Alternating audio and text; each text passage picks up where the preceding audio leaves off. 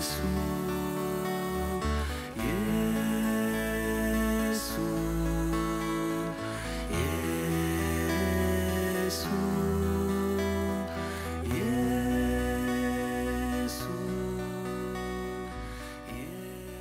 han invitado a compartirles una reflexión del Tabor al Calvario y voy a comenzar con una lectura de la palabra y les voy a leer de la primera epístola a los Corintios en el capítulo 14 desde el versículo 26 y dice: los carismas, reglas prácticas. ¿Qué concluir, hermanos? Cuando os reunís, cada cual puede tener un salmo, una instrucción, una revelación, un discurso en lenguas, una interpretación, pero que todo sea para edificación. Si se habla en lenguas, que hablen 2 o a lo más 3, y por turno, y que haya un intérprete. Si no hay quien interprete, guárdese silencio en asamblea. Hable cada cual consigo mismo y con Dios. En cuanto a los profetas, hablen 2 o 3 y los demás juzguen. Si algún otro que está sentado tiene una revelación, cállese el primero. Podéis profetizar todos por turno para que todos aprendan y sean exhortados. Pero los espíritus de los profetas están sometidos a los profetas, pues Dios no es un Dios de confusión, sino de paz. Como en todas las iglesias de los santos, las mujeres cállense en las asambleas, que no les está permitido tomar la palabra, antes bien estén sumisas, como también la ley lo dice. Palabra de Dios. Te alabamos, Señor. Pues obviamente aquí estamos con las leyes judías, ¿no? Y San Pablo era un judío muy celoso. El lenguaje que se usa en la iglesia es muy diferente, sin cambiar el evangelio, ¿no? Y sin cambiar la palabra de Dios. De todas maneras, yo pienso que los carismas, el principio de la iglesia, eran tan abundantes, porque la iglesia naciente estaba llena de dones y de carismas, y la gente tenía una unción tan grande, y especialmente los que tenían esa bendición tan especial de tener los apóstoles con ellos, ¿no? Alguien como San Pablo y todos estos apóstoles. Desafortunadamente la iglesia a través de los siglos obviamente ha perdido fuerza, ¿no? Y siempre en la iglesia hay los instrumentos de Dios a través de los siglos, los mártires, los santos silenciosos que nadie conoce y que son las columnas de la iglesia. A veces en una parroquia una sola persona es la que sostiene toda la parroquia y nadie siquiera se da cuenta de esa persona pequeña, sencilla, humilde, insignificante, y de repente es la que sostiene la fuerza espiritual de toda la parroquia, ¿no? Y es el misterio de Dios cómo navega a través del tiempo en la iglesia sin que nosotros nos percatemos. Y es que eso es precisamente el desafío más grande que tenemos como cristianos, que es descubrir a Dios en las cosas pequeñas, insignificantes, porque Dios se manifiesta así. Es como también dicen, el diablo aparece en los detalles, ¿no? En los detalles es donde se entra. La prueba está que a veces una sola palabra que se le escapa a uno de la boca le causa unos problemas gravísimos. Y esa no era necesariamente la palabra que uno quería escoger, pero brotan en una forma inesperada, y estos son los detalles donde entra el diablo, porque esa palabra que no se debía pronunciar de todas maneras era una emoción o una pasión que estaba en el corazón, ¿sí? Y entonces el diablo la disparó, porque la tenía ahí, y seguramente el diablo fue el que se encargó de que esa pasión anidara en el corazón, y para que él la pudiera usar en cualquier momento para hacer daño, porque eso es lo que hace el espíritu del mal. El espíritu del mal, como no vive en el tiempo, sino que está en el eterno presente, va sembrando semillas malas en el corazón, y nosotros no nos damos cuenta porque son muy sutiles, ¿no?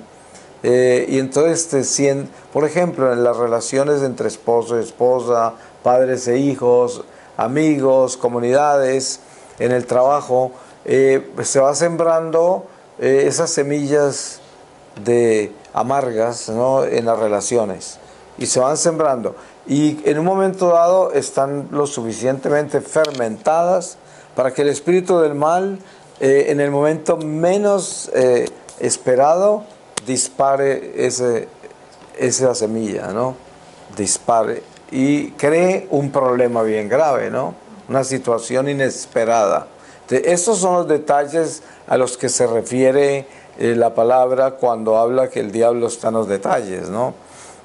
Entonces, cuando hablamos nosotros de esta reflexión del Tabor, entre el Tabor y la cruz, y el Calvario, sí. Estamos hablando obviamente de que la transfiguración es una imagen de una presentación extraordinaria de Jesús a sus 3 apóstoles escogidos para la intimidad sobrenatural del Mesías. Él escogió a Pedro, Santiago y Juan en una forma extraordinaria para compartirles secretos sobrenaturales. Seguramente Dios los tenía hechos y preparados para eso. Y ellos 3, al fortalecerse con esas imágenes sobrenaturales como la transfiguración, sin entenderlo bien, el Señor estaba preparando a sus apóstoles, ¿no?, para todo lo que venía. En el momento no sabían qué estaba sucediendo, empezando que Elías y Moisés estaban hablando con Jesús sobre su crucifixión, y sin embargo los apóstoles eran en un éxtasis y veían esto tan extraordinario de este Jesús que era su maestro transfigurado, y esos profetas que ya habían muerto hace tanto tiempo y que ellos obviamente lo reconocieron. Lo único que pudieron decir es: quedémonos acá todos, ¿no? Porque era un estado de paz y de gloria, de éxtasis, y eso es lo único que sucede en el corazón de ellos, quedan anonadados. Pero la realidad de la transfiguración es una presentación del estado permanente de ese Dios que caminaba con ellos. Era un Dios transfigurado de todas maneras, porque era la divinidad, ¿no? Y Él está presentando lo que dice en la zarza ardiente. Dios, Yahvé, le habla a Moisés y le dice: yo soy un Dios de vivos, no de muertos. El Dios de Abraham, el Dios de Isaac, el Dios de Jacob, y nombra todas estas personas que están muertas y que supuestamente la gente las consideraba sepultadas, pero Él está hablando que están vivos. Pero eso se confirma en la transfiguración, porque aparecen vivos Moisés y Elías. En esto nos está mostrando primero la trascendencia de lo que es la vida eterna, de que no morimos, de que el que es de la luz permanece en la luz eternamente. Y lo otro también es comprobarle a los apóstoles con quién están, porque obviamente Jesús sabía desde que los escogió que ellos, por su naturaleza humana, sorda, muda, ciega al espíritu, no iban a entender que Él era Dios. No tenían cómo. O sea, a veces las señales milagrosas de Él, pero al mismo tiempo muchos profetas de antaño habían hecho cosas así. Sabemos que había habido multiplicación de panes, resurrección de muertos, todo eso había partir el mar en 2. ¿Cuántas cosas no han sucedido antes de Cristo que sabían los apóstoles de que habían sucedido? Entonces Jesús podía ser para ellos simplemente otro profeta, ¿no? Pero el Señor, con un amor increíble, los va llevando especialmente a estos 3, los va llevando a entrar en esa realidad sobrenatural de su divinidad. Lo que hace la primera vez en las bodas de Canaán, que Él se manifiesta sobrenaturalmente con convertir el agua en vino, y obviamente todos quedan asombrados, pero no necesariamente para ellos significa divinidad. Hasta ahí llega el profeta, ¿no? Y el posible Mesías. Pero ustedes saben el nivel de incredulidad que se ve incluso en Santo Tomás a pesar de la resurrección. Y obviamente que eso nos deja leer a nosotros el estado humano de los apóstoles. Ellos eran personas básicas, siendo buenos judíos, eran personas que tenían que meter el dedo en la llaga, no todos. Y además miren cómo corrieron todos, menos Juan, huyeron porque no tenían la fuerza de morir por la fe. O sea, la fe de ellos no era tan grande como para morir por el Señor, porque si hubiesen estado seguros que ese era Dios, se hubieran lanzado a morir por Él, hubieran estado todos en el Calvario, haciendo quién sabe qué. Pero no tenían ese nivel de fe. Y a pesar de que miren que en la transfiguración se le aparece a 3 de ellos, y solo uno de ellos camina por el Calvario con el Señor. Entonces, la transfiguración representa, por un lado, esa manifestación divina del Mesías, que quiere compartir con sus apóstoles su divinidad y también la trascendencia de la vida eterna, mostrándoles que Elías y Moisés no murieron, que están vivos y que además están hablando con él a un nivel muy alto porque están discutiendo con el mismo Dios su propia crucifixión. O sea, eso quiere decir que esos 2 gigantes profetas continuaron viviendo una jerarquía celestial en las cuales están trabajando, ¿no? Están envueltos en la batalla nuestra y demuestra muchas cosas. Por ejemplo, nosotros sabemos, dentro de nuestra terminología doctrinal y religiosa católica, que la batalla espiritual se libra con la iglesia triunfante, purgante y militante. Son 3 iglesias en un solo cuerpo místico de Jesús, que es la iglesia. Eso quiere decir que la iglesia triunfante, que es el cielo, está permanentemente luchando con nosotros en la tierra, y lo mismo la purgante. Estamos todos unidos. No podemos ver esas 2 iglesias, pero están con nosotros en la lucha en que estamos.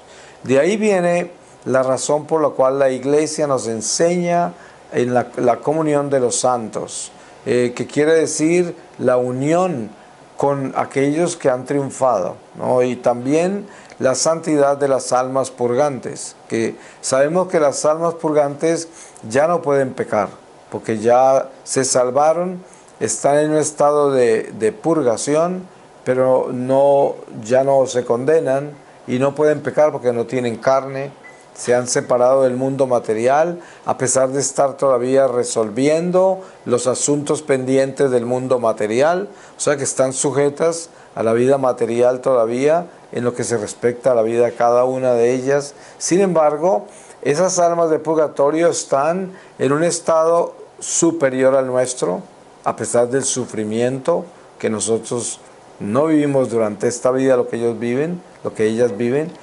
Sin embargo, ellas actúan en nuestra vida, pero en forma de batalla. Verán ustedes, seguramente han leído testimonios de místicos de la iglesia que nos enseñan la participación de almas del purgatorio en muchos eventos a través de los siglos, que han aparecido, que se han manifestado, que han ayudado, que han protegido, han acompañado batallas grandes. Y bueno, ni hablar de los ángeles de Dios y de los santos. Por esto la iglesia tiene una tradición de la devoción a los santos y a los ángeles. Y es una tradición que la iglesia fomenta y propaga a través del tiempo. Obviamente que ahora la iglesia está viviendo un desierto en sus tradiciones sagradas, un desierto en su mismo depósito de fe. Encontramos en el clero y la vida religiosa y los laicos una serie de horrores, ¿no? Teologías corruptas. Hay teologías que entraron por los teólogos alemanes y holandeses hace tiempos ya, sobre que la no existencia de Adán y Eva, que no existió el diluvio, Jesús no multiplicó panes, Jonás es una historia de los judíos, y así, todo eso lo derrumbaron, porque es la masonería holandesa y alemana que se infiltró en la iglesia y se propagó. Ustedes encontrarán en el mismo Latinoamérica sacerdotes que hablan así y están convencidos que así fueron formados en el seminario por aquellos que tienen sus credenciales de teólogos muy respetables, de universidades muy respetables y supuestamente tienen la verdad y están enseñando herejías, ¿no? Entonces, porque miren ustedes lo grave que es esto. Y todo esto está relacionado con el tema de la transfiguración en particular en este momento. Si Adán y Eva no existieron, eso quiere decir que no existió el pecado original. Porque entonces, ¿de dónde va a salir? Si no existió el pecado original, entonces Cristo no existe. Porque Cristo vino a redimirnos del pecado. Entonces, si no existió, ¿de qué nos va a redimir? Entonces Cristo no existe. ¿Se dan cuenta que es un golpe que le da la masonería a nuestro cristianismo, desvirtuando la verdad, tumbando a Cristo? Entonces, el intelectual que estudia con cuidado la Biblia y le dicen Adán y Eva no existieron, llega a la conclusión silenciosa de que Cristo es una leyenda, ¿no? Porque esa es la conclusión. Dice, ¿cómo va a haber cruz? ¿Cómo va a haber Cristo si no hay pecado? Si no existe el pecado original. Y si no existe el pecado original, no existe el pecado. Simplemente no existe. Y entonces ellos están simplemente predicando a Dios, un Dios misericordioso. Eso es lo que predican. Que es la misma teología de la liberación. Son todas estas teologías corruptas.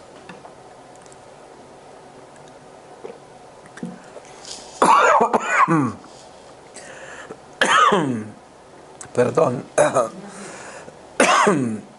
Siempre que hablo de esto, sí, no falla. Esto no le gusta al maligno. Entonces, estas teologías corruptas han hecho mucho daño a la iglesia. Muchísimo daño porque hay mucha gente confundida. Y es muy difícil quitarles esta confusión porque la gente, por su razón, lo que entiende racionalmente lo concibe como verdad. Y si un sacerdote es el que lo está enseñando, o un gran teólogo, pues con más razón.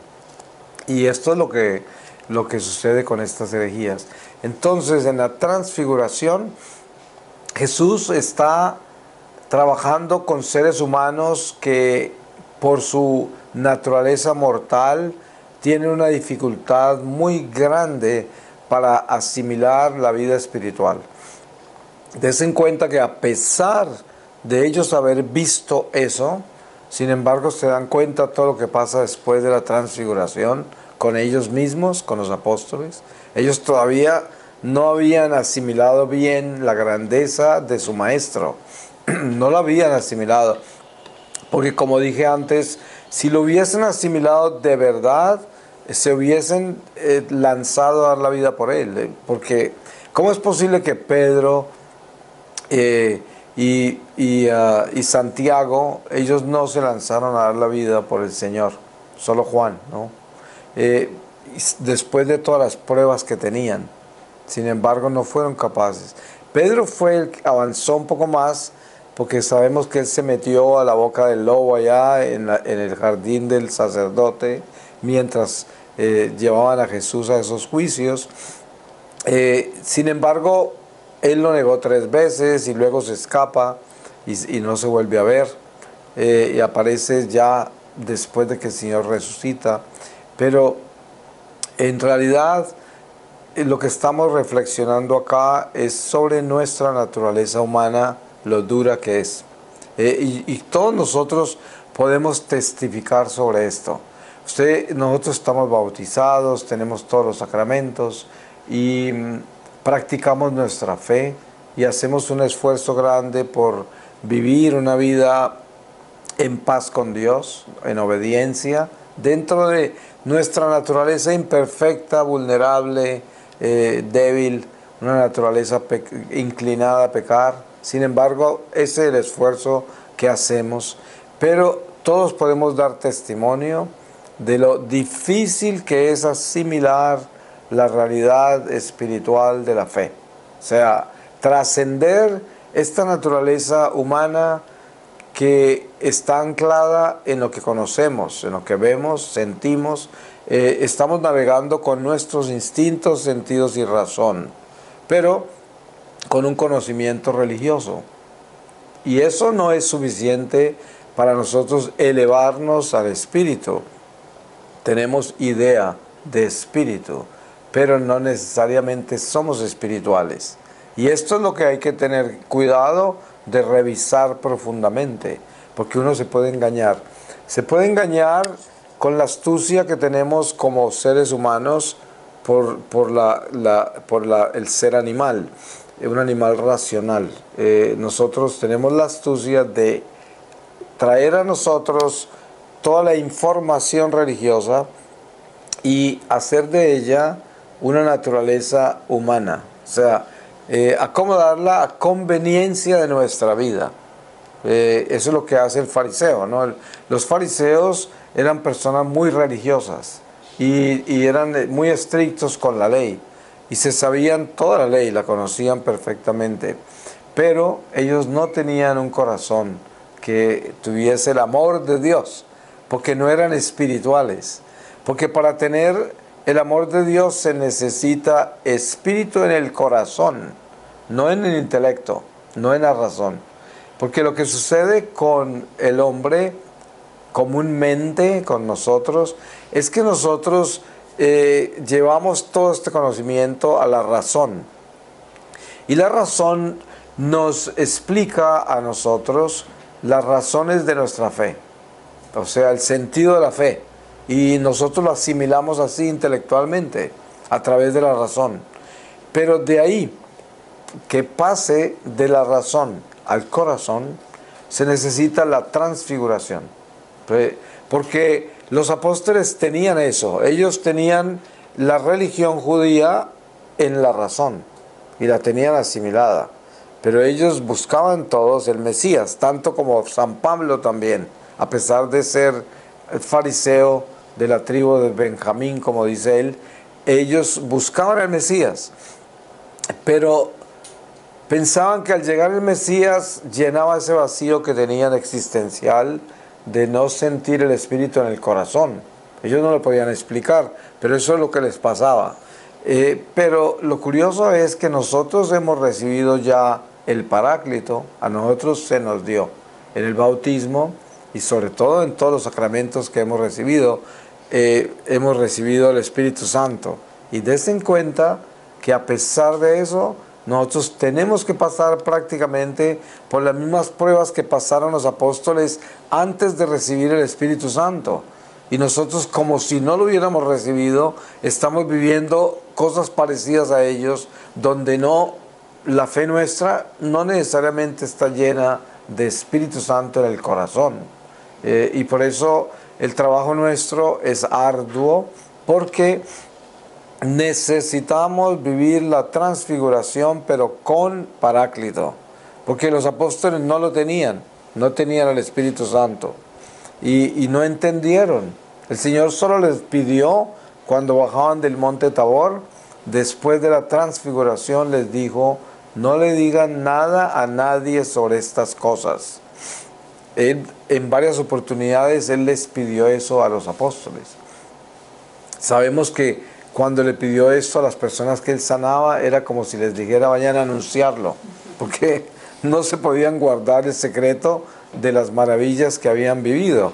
Pero los apóstoles, estos tres en particular, sí parece ser que guardaron los secretos del Señor. Sin embargo, podemos ver en lo que es la transfiguración la razón de Jesús para mostrarles esa luz y la trascendencia de la vida con los profetas. y esto es como la misericordia de Dios y el amor por sus discípulos, que es el que tiene con nosotros, que estamos acá en este momento, que Él nos está hablando para decirnos: sé que ustedes son muy duros de corazón y que yo necesito que ustedes se ablanden y que quiero que reciban el Espíritu en su corazón, lo cual es una tarea grande, porque llevar el Espíritu al corazón es llevar todo lo que conocemos de la fe y hacerlo vida en el corazón, que quiere decir convertirse en amor. Entonces, hay una práctica del amor que yo siempre comparto y que la he trabajado conmigo mismo, lo que hace que yo entre en esta experiencia de Dios. Y es, nosotros no podemos medir el amor simplemente por el amor que le tenemos a los seres queridos, a los que nos duelen, ¿no? Los hijos, la familia, los amigos, la gente que nos duele. Ahí no se puede medir el amor, porque es muy fácil amarlos. Por un lado, es una responsabilidad, es un deber, es sangre inmediata. Hay muchas razones por las cuales eso se da, sin ningún esfuerzo, ¿no? Como también, al mismo tiempo, en la propia sangre se da el odio sin ningún esfuerzo, ¿no? Porque la sangre se tira muy duro a sí misma, ¿no? Pero es muy, muy fácil, muy natural que nosotros amemos de verdad a aquellos que nos duelen. Pero para poder medir verdaderamente el amor, nosotros necesitamos extender el corazón hacia el prójimo. Y en ese caso el prójimo es aquel que no nos duele, ¿no? El que ni conocemos a veces. Por ejemplo, la gente en la calle. Uno circula por la calle en la forma que circule, caminando, en un automóvil, como sea, en un avión, en un tren. Y toda esa gente que está con uno ahí, que son extraños, que tal vez los ve tan solo durante ese momento de viaje, y toda esa gente que lo cruza a uno en las calles a toda velocidad, toda esa gente existe en la vida de uno, aunque sea por un instante, existen y están en el libro de nuestra vida, porque todo lo que vivimos en la tierra es una escuela de almas, todo. Y nosotros tenemos que pasar la lección de todo lo que sucede. Cada latido del corazón, cada sentimiento, cada pensamiento, cada pasión, cada emoción, todo eso es parte de un reloj que está marcando la vida nuestra y que está dejando una huella, para bien o para mal. Por eso se habla del libro de la vida eterna, que se abre en el momento del juicio personal. Y que nosotros, como católicos, tenemos la bendición de poder renovar ese libro a través del sacramento de la reconciliación. Por eso tenemos que trabajar tanto en aprender a confesarnos, para que en esa práctica sacramental de la confesión aprendamos a limpiar nuestro libro, porque es la oportunidad que Dios nos da. Pero teniendo conciencia de la vigilancia que debemos tener sobre nosotros y lo meticulosa que debe ser esa vigilancia, porque normalmente nosotros nos cuidamos de evitar los pecados de acuerdo a sus títulos mayores, ¿no? No fornicar, no mentir, no robar, todos estos títulos grandes, pero resulta de que cada pecado es como un árbol inmenso y tiene muchas ramas y ramificaciones en general, ¿no? Entonces uno tiene que cuidarse de tener bien puesta la vigilancia sobre ese árbol y mirar todos los niveles en que están envueltos las ramas. Ahora,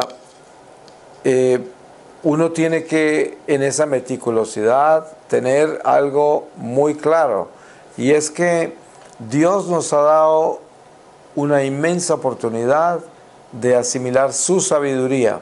Por eso, una de las oraciones más importantes que debemos tener nosotros es pedirle a Dios sabiduría.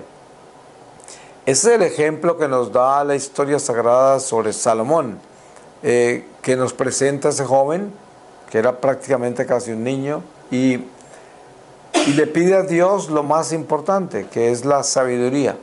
porque él decía, este pueblo tan grande que me has dado, que es hasta incontable, ¿cómo voy a hacer para reinar con ellos, sobre ellos si no me das la sabiduría? Y no pidió nada más. Y el Señor le dio la sabiduría y todo lo demás, pero porque pidió lo que era. Y si nosotros entendemos lo importante que eso es, ¿qué es lo más importante que necesitamos nosotros? Pues la sabiduría. Por eso cuando leemos el libro de la sabiduría, leemos cómo la sabiduría es presentada con ese romance tan increíble, con esa poesía tan preciosa, mística, y como una novia prácticamente. Y esto es lo que nosotros debemos entender, que es el noviazgo más importante de nuestra vida, la sabiduría.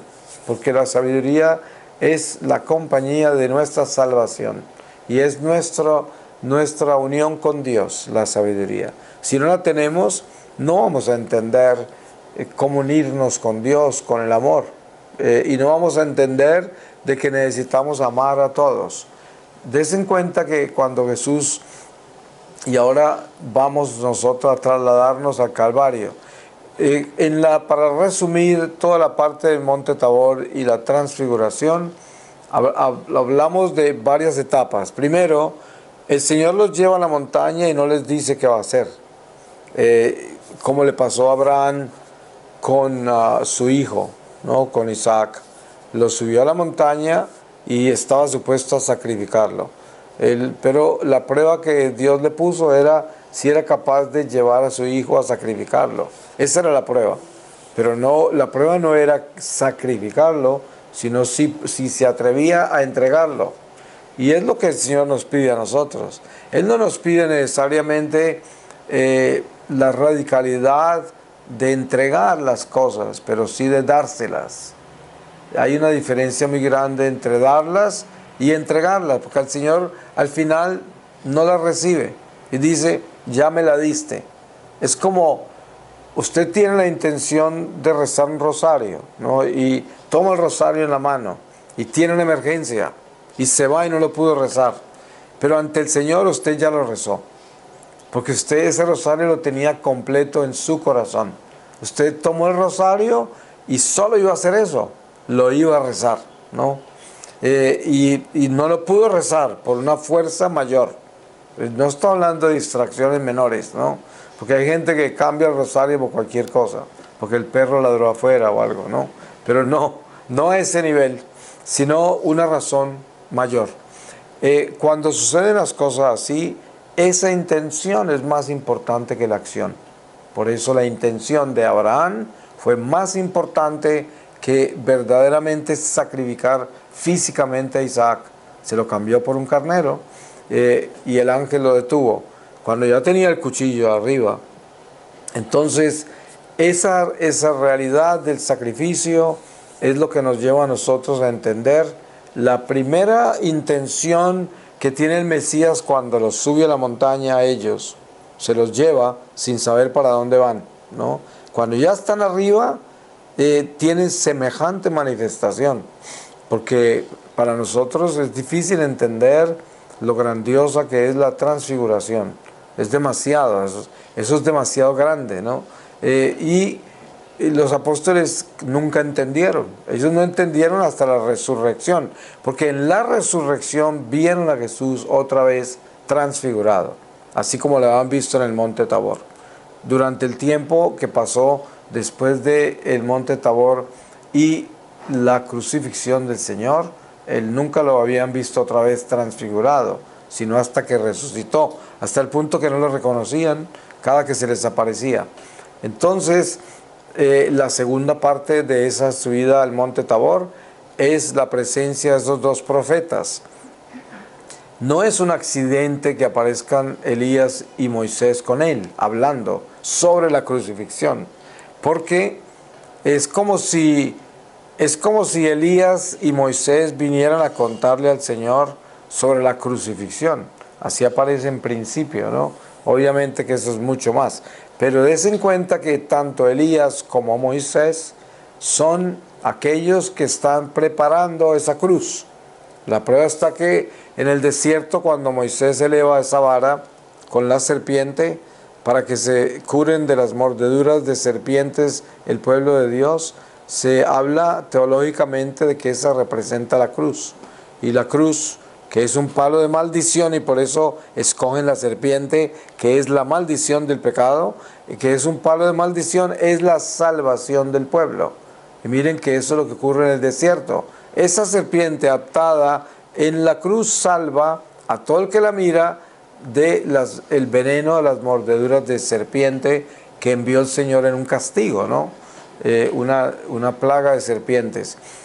Lo mismo sucede con el pecado, que es un castigo, es el destierro, un veneno que nos picó la serpiente, nos mordió, nos inoculó un veneno que se llama pecado original, y en la cruz el Señor nos sana de ese veneno y nos da la vida de nuevo, evita que nos muramos.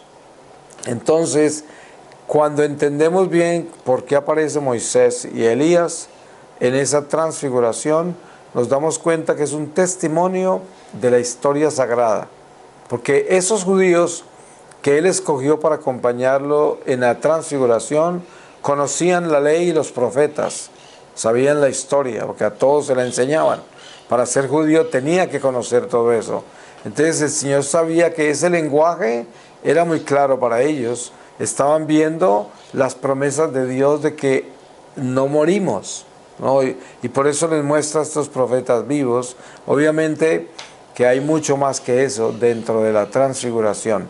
Pero cuando el Señor ya desciende y les pide a ellos que no cuenten, Él les está enseñando que hay cosas que uno tiene que estar preparado para recibirlas. Y obviamente los otros 9 no estaban preparados para ver lo que ellos vieron. Y eso es lo que le está dando a entender cuando dice, no le cuenten a nadie. Porque la pregunta es, ¿y por qué no le podemos contar a los demás? Porque no están preparados, porque no es para ellos esa información. Tan sencillo como eso, ¿no? Entonces ahí nos damos cuenta cómo el Señor, cuando habla de San Juan Bautista, por ejemplo, dice que San Juan Bautista es el profeta más grande que ha habido y habrá, pero el más pequeño en el cielo es más grande que él. Y ahí nos da otra enseñanza importante, que son las jerarquías y el crecimiento que hay hacia Dios. Nosotros continuamos creciendo eternamente. Dios nunca termina. Entonces, claro, hay niveles de crecimiento. Dependiendo de cuánto crecemos en esta vida, así es cuánto vamos a elevarnos hacia Dios, al vientre de Dios. Y el deseo más grande de los místicos ha sido siempre crecer lo más que puedan acá, para poder elevarse en lo más que pueda dentro de Dios, porque quieren tanto adentrarse en Dios, porque ya han saboreado la divinidad en sus corazones. Esa es la mística, ¿no? Y por eso tantos místicos han dicho que hubiesen querido tener más sufrimiento en la vida, porque el sufrimiento los purificaba y nos purifica. Y entonces, aquí vamos al sufrimiento. Después de esta experiencia extraordinaria de lo que es la transfiguración, el Señor continúa en su vida pública y ya ustedes conocen por la palabra y la historia lo que continúa, pero terminamos en el Calvario. El Calvario, y a propósito del Calvario con relación a esta estación de Cuaresma, todos nosotros como católicos somos llamados a revisar y reflexionar el Calvario, porque precisamente el desierto de Cuaresma, un desierto de conversión, de arrepentimiento, quiere que nuestro corazón sea contrito, arrepentido, humillado ante Dios, para renovar nuestra vida. Y esto es lo que nos pide la Iglesia, que renovemos nuestra vida, porque la podemos vivir muy espontáneamente la vida, ¿no? Es muy fácil vivir una vida religiosa, siguiendo los preceptos de la ley y considerando que estamos bien, porque hacemos eso, y sin darle un cambio radical, trascendental a nuestro corazón. Es fácil vivirlo así, vivir una vida religiosa, pero Precisamente la cuaresma es un llamado a transformarnos, porque pues ninguno sabemos si vamos a tener otra cuaresma. Ustedes saben que no somos dueños del tiempo y la vida nuestra puede terminar después de esta cuaresma, si es que terminamos la cuaresma. Por eso, con esta fragilidad de nuestra vida, debemos entender lo trascendental que es la necesidad de estar preparados. Preparados. ¿Y cómo se está preparado? Precisamente entendiendo muy bien lo que es Calvario. Calvario para el mundo es una maldición, ¿cierto? Es el hombre que perdió. Porque ¿quién es el Jesús del Calvario? Un perdedor para el mundo. Fue un hombre que maldijeron, sentenciaron a muerte, le hicieron burla, fue el espectáculo de los demonios y de los hombres arrastrando esa cruz. Todo lo que le hicieron, las humillaciones no tienen forma de siquiera explicarlas, de lo espantosas, la forma en que le laceraron su cuerpo, todo. Y la forma en que le trajeron todo ese sufrimiento a su familia, a sus amigos, es una tragedia. Pero nosotros cuando leemos el Calvario desde el Espíritu, nos damos cuenta que esa fue la victoria. Y que los que perdieron ahí fueron los demonios, porque esa fue la derrota a la muerte. En la cruz se derrotó la muerte. Así como hablábamos de la serpiente enredada en el palo, en forma de cruz en el desierto, salvaba al pueblo hebreo de las mordeduras de serpiente, del veneno de la serpiente. Igual el Señor en la cruz nos está salvando del pecado. Por lo tanto, es una victoria y derrota la muerte. Porque todo el que mire esa cruz y declare que ese es el Señor, y que yo creo en ese Señor que está en la cruz, se salva. Entonces, es lo mismo que pasó con la serpiente en el desierto. Se salvaron, a pesar de estar envenenados por el mordisco de las serpientes, se salvaron cuando miraron a esa serpiente en la cruz. Nosotros sabemos que todo el drama del Calvario envuelve muchas estaciones. Ya ustedes han vivido lo que es el Vía Crucis. Yo particularmente siempre le recomiendo a la gente en Cuaresma hacer el ejercicio espiritual del crucifijo. Tener el crucifijo y meditar con él en silencio. Mirarlo, estar con él, vivir momentos privados con él, con el crucifijo, tenerlo en la mesa de noche, para que uno pueda tomarlo en la noche, en cualquier momento privado, de silencio, para tener una unión con ese crucifijo. El crucifijo es una fuerza que tenemos nosotros extremadamente poderosa, porque los demonios no viven en el tiempo, ni viven en el espacio. Ellos están afuera de eso. Y en el eterno presente de Dios, Jesús está en la cruz. En el eterno presente de Dios, Jesús está en Belén, en la cuna. En el eterno presente de Dios, Jesús está en la tumba, está en la resurrección. Jesús está en toda su vida pública, está en Nazaret creciendo en silencio. Él está en todo eso, en el eterno presente. Ahora, cuando nosotros tenemos un crucifijo que está bendito por la iglesia, por el sacerdote, ese crucifijo ya no es simplemente un objeto material que representa a un Cristo, a un Jesús crucificado, es Jesús vivo en la cruz, o muerto, Jesús en la cruz. Los demonios que rondan los aires, cuando ese crucifijo está bendito y yo estoy en gracia, en la mano tengo un Cristo vivo, o muerto, pero tengo un Cristo en mis manos, ¿no? Y esa es la derrota al demonio. En la cruz se derrotó a Satanás. Por lo tanto, si yo tengo esa cruz en mis manos, tengo la derrota en mis manos. Y si soy fiel, estoy en lo que es mío, estoy en lo que me corresponde, estoy con el arma que Dios me dio, estoy armado y soy un peligro para las tinieblas, porque se queman con la cruz.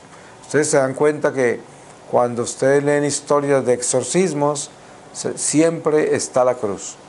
El exorcista necesita el crucifijo, porque el crucifijo es un tormento para los demonios, no lo resiste, es una autoridad, la autoridad que derrotó la muerte, los espíritus no la resisten, los espíritus del mal.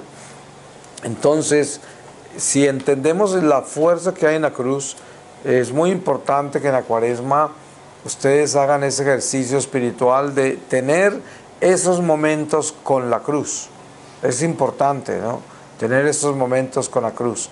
Yo pienso que uno de los ejercicios más importantes de la Cuaresma, fuera de los sacrificios, las obras de caridad, el ayuno si es posible, es el Vía Crucis, rezar el Vía Crucis. El Vía Crucis tiene un poder muy grande. Cuando usted reza el Vía Crucis, por ejemplo, en su casa, eso es como un exorcismo, porque recorrerse las estaciones de la cruz es recorrerse la victoria. Entonces usted puede sembrar esa victoria en su casa, rezándola por todos lados, todas las estaciones.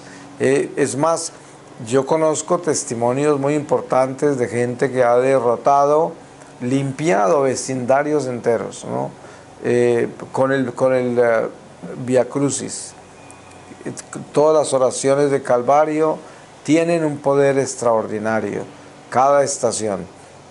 Y sobre todo cuando uno camina con ellas de corazón y con una fe y convicción de que está caminando con una realidad de victoria, a pesar del drama y del dolor, del sufrimiento que envuelve.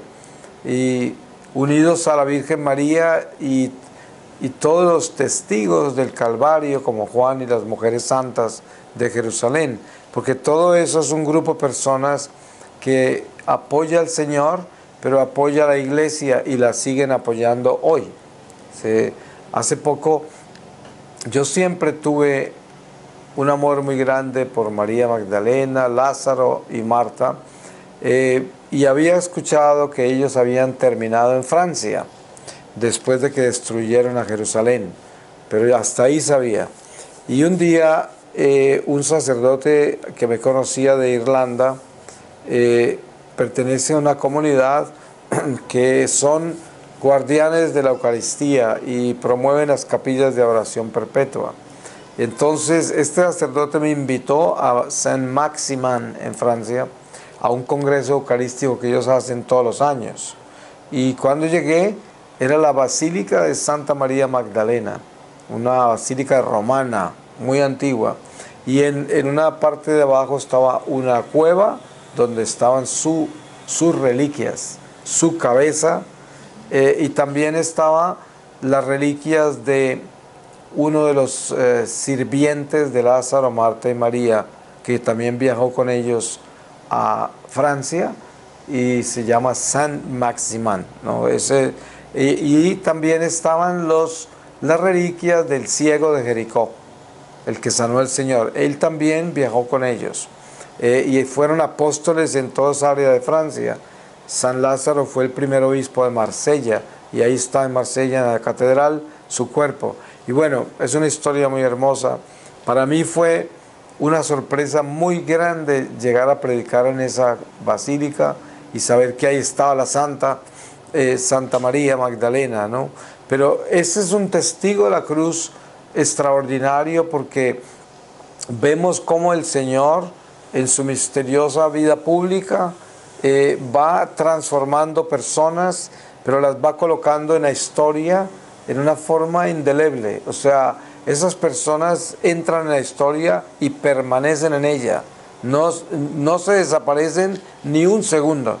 Hasta los cuerpos los encontraron, ¿no? Estamos hablando cuerpos que tienen más de 2000 años, ¿no? Y están los huesos ahí. O sea, es extraordinario que todavía puedan estar esas reliquias dando vueltas por el mundo, ¿no? Que están ahí. Y esto tiene que ver con la cruz, porque el Calvario es la purificación de todas las personas. Todas las mujeres santas de Jerusalén, incluyendo la Virgen María, viven el Calvario en una forma absolutamente sobrenatural, porque el Calvario es tan espantoso que eso no se puede vivir sino entrando en un éxtasis. Juan y todas las mujeres que acompañaron a Jesús iban en éxtasis. Eso no se puede vivir natural. Póngase a pensar usted como madre, un hijo que le pasen algo así y usted lo esté viendo que le está pasando eso. Usted entra en un éxtasis, usted no puede vivir eso naturalmente. Queda sumida en otra dimensión completamente. Y sobre todo el Calvario que está lleno de ángeles, el Calvario que está lleno de todos los demonios. Entonces eso no es cualquier lugar, es un sitio extremadamente delicado de batalla, y ahí se resuelve la batalla de toda la humanidad en ese Calvario. Es la batalla de toda la humanidad, de todos los tiempos. O sea, es tan grande el Calvario. Por eso es que el Vía Crucis es algo tan extraordinario. Porque cuando usted lo reza, se está uniendo a la economía de la salvación de toda la humanidad, de todos los tiempos, desde Adán y Eva hasta el regreso del Señor. Eso es lo que es el Calvario, eso es lo que es el Vía Crucis. Eso es, el Vía Crucis no es nada menos que la unión con la economía de la salvación que se resuelve en el Calvario. Ahí se resuelve, porque ese hombre maldecido, maldito y condenado a muerte, es el que nos trae la victoria. Y esto debe ser una enseñanza muy importante para nosotros, de darnos cuenta lo contradictoria que es la vida y el plan de Dios. En las cosas de Dios, todo lo que hace con Jesús, con su propio Hijo, es incomprensible para la mente racional. Una persona muy inteligente, muy preparada, como eran los fariseos, como eran esos judíos, gente súper preparada, no entendieron, porque les pasó por encima de su inteligencia. Por eso la palabra dice que Dios se burla de la sabiduría de los hombres, porque es limitada, no es una sabiduría que trasciende. Entonces el Calvario es una experiencia sobrenatural. Uno se eleva por encima de las circunstancias humanas. ¿Y esto cómo se traduce a la vida nuestra, a nuestra pequeña vida? Cada uno de nosotros vivimos experiencias en esta vida que son inesperadas. Hay cosas en esta vida que quisiéramos que nunca hubieran sucedido, pero sucedieron. Unas por errores nuestros, otros porque sucedieron. Y la vida en algunos momentos tiene momentos absurdos, incomprensibles. Y también el mundo. Uno observa el mundo y ve que suceden cosas que uno dice, pero ¿y esto? ¿Qué sentido tiene? ¿Por qué? ¿Y por qué Dios permite eso? Pero miren, cuando usted observa el Calvario, dice, ¿esto cómo? ¿Qué necesidad había de eso? ¿Por qué Dios permitió eso? Pero cuando nos compenetramos en ese misterio, dejamos las cosas quietas, porque Dios las tiene perfectamente organizadas. Hay escenas dentro de la historia sagrada trascendentales como las bodas de Caná, donde vemos la conversación de María y Jesús, y esa conversación tan increíblemente extraña, porque yo no sé cuántas personas observan lo extraña que es esa conversación, porque la Virgen le habla a Jesús sobre el vino. Ustedes pueden imaginar qué tiene que ver él con el vino. Nada, si él no era el encargado, él no tenía nada que ver, pero la Virgen le habla, pues obviamente hay una enseñanza muy grande ahí. La Virgen sabía que él era Dios todo el tiempo lo sabía. Entonces le está pidiendo a Dios, ella sabe que él puede hacer lo que quiera. Y él la mira y le dice, pero ¿qué es contigo, mujer? Mi tiempo no ha llegado todavía. Esa es una conversación totalmente sobrenatural, porque eso no tiene nada que ver con las cosas terrenales. Está allá, pero bien elevada esa conversación. Pero lo más elevado todavía es la respuesta de ella. Si hablan eso, y después ¿qué hace ella? Mira a los sirvientes, les dicen, hagan lo que él les diga. O sea, pero ¿quién es la que está dando la orden? Ella, porque según ella, hubo acción, cuando según él no podía haber acción. Si él dice, no es mi tiempo todavía, o sea, no puedo hacer esto. ¿Y ella qué hace? Hagan lo que él les diga. ¿Acaso él les iba a decir, no es mi tiempo todavía? Ellos no iban a entender, ¿no? Entonces, obviamente que ella entregó la acción y le impuso al hijo la acción, pero en una forma sobrenatural. Un lenguaje entre María y Jesús que solamente se entiende sobrenaturalmente, porque eso no tiene sentido racional. ¿Cómo va a tenerlo? Si él acaba de decir, no es mi tiempo todavía, y ella voltea, hagan lo que él les diga. Si no tiene sentido, eso en el sentido común, esta conversación está completamente disfuncional, porque no está conectada, no tiene conexión. O sea, lógica no tiene sentido de orden en ninguna forma. Ella no siguió el diálogo de Jesús como él lo presentó. No es mi tiempo todavía, hagan lo que él les diga. Eso está desconectado todo, pero no, está perfectamente conectado, porque aparece el papel de Jesús que se manifiesta como divinidad y hace el milagro, y el papel de María como madre intercesora y la fuerza que tiene su intercesión. Entonces, el poder que tiene la Virgen María y la forma en que lo hace. O sea, cómo ella mueve las cosas como madre, y el hijo no tiene otra salida. El hijo lo hace, ¿no? Porque esa es la forma en que la madre lo dirige. Y este es el encuentro entre la divinidad y la humanidad en la perfección de la Inmaculada, ¿no?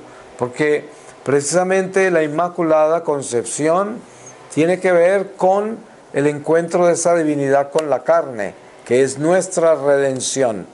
Por eso en el Calvario encontramos la resolución de todo esto. Es la conclusión del misterio de la redención. Se da en el Calvario. Y por eso es tan poderoso el Vía Crucis. Es importantísimo. Dense cuenta ustedes que el Vía Crucis ha perdido mucha fuerza en la iglesia. Los sacerdotes ni lo mencionan a veces. Es Cuaresma. Normalmente, tradicionalmente, todas las iglesias hacían el Vía Crucis los viernes de Cuaresma. Eso era una tradición. Ahora algunos las hacen, pero la mayoría no las hacen. Y de pronto las hacen por allá un lunes o quién sabe qué, pues cuando el cura está ahí. Son cosas muy terribles porque son armas espirituales que la iglesia ha perdido. Pero nosotros podemos influenciar a esos curas que están fríos y impulsarlos a ver si lo hacen, porque al final lo que ellos hacen es, hágalo usted. Si usted se pone a hacer eso, yo la apoyo. Y ellos no van a estar ahí, pero por lo menos que les den permiso, ¿no? Porque es la única forma en que uno revive la iglesia, ¿no? Como metiéndose a hacer las cosas. Pero sería muy importante lograrlo, hacerlo en todas las parroquias, porque se puede revivir la comunidad, la congregación, y sobre todo por las vocaciones. Porque entre más tinieblas se derrota, más luz para la iglesia. Entonces aparecen las vocaciones, sin que nadie se explique de dónde salen, pero aparecen las vocaciones. Y hoy tenemos tanto convento vacío y cerrándose, seminarios pobres en vocaciones. Es muy triste lo que está pasando, ¿no? Con algunas excepciones, pero no es como la iglesia caminó tantos siglos. Hoy estamos en crisis. Pues yo concluyo diciendo que si nosotros unimos el misterio de la transfiguración con el Calvario y sobre todo con ese misterio de cada paso que da el Señor y cada estación, nos damos cuenta que Dios tiene un plan perfecto y que el plan de Dios es totalmente absurdo para nuestra razón y expectativas. Y por eso tenemos que tener mucho cuidado con nuestra vida, porque nuestra vida en Dios es una vida abandonada en Él a su voluntad, que es extremadamente extraña y contradictoria a nuestras expectativas. Y por eso aprender a vivir en la voluntad de Dios es un arte y es una ciencia la más difícil, la más importante, la más trascendental, la más ignorada, porque como es siempre contradictoria, la gente no se atreve. porque siempre piensa, quién sabe con qué irá a salir Dios ahora, ¿no? Y es porque es una gran sorpresa todo lo que hace y todo lo contrario a lo que yo quiero hacer. Y así aparece el Señor. No siempre, pero pasa mucho. Y uno tiene que aprender a vivir en paz con eso y no dejarse impactar por las sorpresas que trae el Señor. Porque hay algo, bueno, yo estoy hablando un lenguaje que solamente se aplica si uno está en paz con Dios. Porque estoy hablando de un pueblo de Dios que le obedece. Si usted le obedece a Dios, todo lo que sucede en su vida es voluntad de Dios. Todo lo que le sucede, si es obediente a Dios. Ahora, si usted es tibio y entra y sale de la fe, o usted no le obedece a Dios, todo lo que le pasa a usted es un producto del azar, del juego de la vida, en el cual actúa el jugador, que es el demonio, ¿no? O sea que usted está tirándose la vida a los dados, ¿no? Y cualquier cosa va a pasar. Esa es la vida del mundo. La gente del mundo vive en el azar. A veces le va bien, a veces le va mal, a veces tiene suerte. Por eso es que entre nosotros no decimos que tenga suerte, porque ese es el lenguaje de los paganos. Nosotros no vivimos de la suerte. Siempre decimos que Dios te bendiga, que te vaya bien y que Dios te acompañe. Pero suerte, eso no existe en nuestro vocabulario, no debe existir. Y por eso me refiero al pueblo de Dios que le obedece a Dios. Todo lo que nos sucede en nuestra vida es voluntad de Dios. Y hay que aprender eso, porque entonces no nos asustamos, ni nos alarmamos, ni nos desesperamos, ni tampoco entramos en angustias innecesarias, en negatividades y oscuridades en el corazón por los eventos de la vida, sino que vivimos los momentos tristes con mucha tristeza, vivimos los momentos alegres con mucha alegría y vivimos el tiempo ordinario con mucha ordinariedad, ¿no? O sea, vivimos el tiempo tal y como es, no cambiamos el tiempo, pero lo vivimos con toda la pasión necesaria, pero sin alarmarnos. Porque obviamente, como dice el eclesiástico, hay un tiempo para llorar, un tiempo para reír, un tiempo para sembrar, uno para cosechar, y así es la vida, ¿no?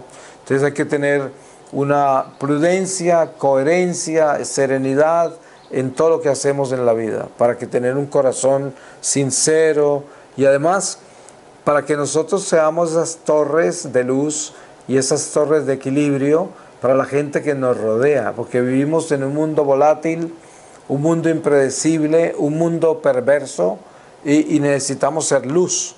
¿Y cómo es uno luz? De la única forma que uno puede ser luz es si uno es una torre de fortaleza y de esperanza, donde no se inquieta con nada, es un buen marinero, navega sin miedo a las olas y está siempre seguro. Ustedes se dan cuenta cuando uno va en un barco, en una embarcación grande y el mar está picado, uno siempre mira a los navegantes y al capitán a ver qué cara están haciendo. Si ellos están serenos y van bien, uno va bien. Pero donde el capitán tenga cara preocupado, todo el mundo cree que se va a ahogar, ¿no? Y eso es lo que pasa con la vida. Nosotros debemos ser muy buenos navegantes y tener esa serenidad en medio de la tormenta. Y así ayudamos a que todos naveguen en paz, o por lo menos con conciencia de que hay triunfo al final de la tormenta. Y eso es lo que importa, que no seamos mensajeros de la oscuridad, del pesimismo, de la tragedia, sino mensajeros de la esperanza. Y ese es nuestro llamado. Voy a cerrar con una lectura y les voy a leer del profeta Joel. En el capítulo, vamos a ver qué es esto, 2, desde el versículo 12, Joel 2:12, invitación a la penitencia. Mas ahora, oráculo de Yahvé, volved a mí de todo corazón, con ayuno, con llantos y con duelo. Desgarrad vuestro corazón y no vuestros vestidos. Volved a Yahvé vuestro Dios, porque Él es clemente y compasivo, lento a la cólera, rico en amor, y se retracta de las amenazas. ¿Quién sabe si volverá y se compadecerá y dejará a su paso bendición, ofrenda y libación para Yahvé vuestro Dios? Tocad la trompeta en Sión, promulgad un ayuno, convocad la asamblea, congregad al pueblo, purificad la comunidad, reunid a los ancianos, congregad a los pequeños y a los niños de pecho, que salga el esposo de su alcoba y la esposa de su lecho. Entre el atrio y el altar lloren los sacerdotes, ministros de Yahvé, y digan: perdona, Yahvé, a tu pueblo, y no entregues tu heredad a la deshonra y a la burla de las naciones, que no se diga entre los pueblos: ¿dónde está su Dios? Palabra de Dios. Te alabamos.